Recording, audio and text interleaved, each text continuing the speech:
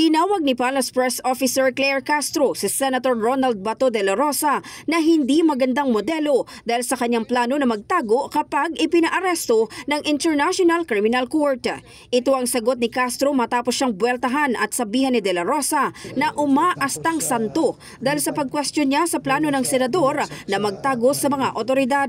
Sa press briefing sa Malacanang, iginiit ng opisyal na ipinatupad lang ng gobyerno ang batas kaya isinuko ang dating Pangulo sa ICC. Sinagot din ni Castro ang batikos na tila isinuko ng gobyerno ang soberanya ng bansa dahil meron anyang mas naunang nagsuko ng ibang parte ng karapatan ng Pilipinas at malinaw na hindi ang administrasyon ni Pangulong Ferdinand Marcos Jr. I know, we are not saints. Lahat tayo hindi santo.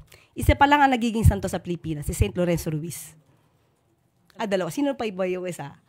Kalunsod. Yeah. Okay, St. Kalunsod.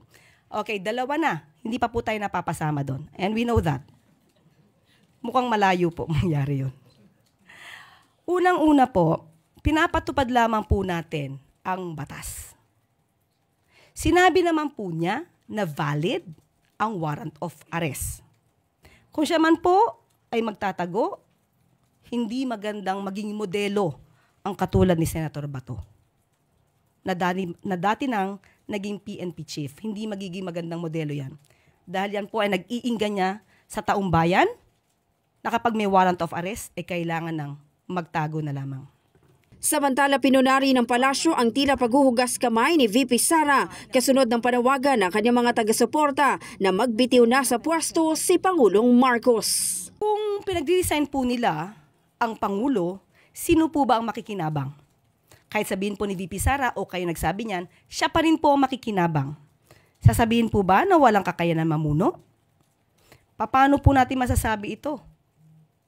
Kung ang pinapailal po natin ay ang batas.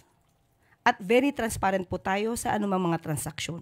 In the heart of changing lives, ito si Brigada Maricar Saragan ng 105.1 Brigada News FM Manila, The Music and News Authority.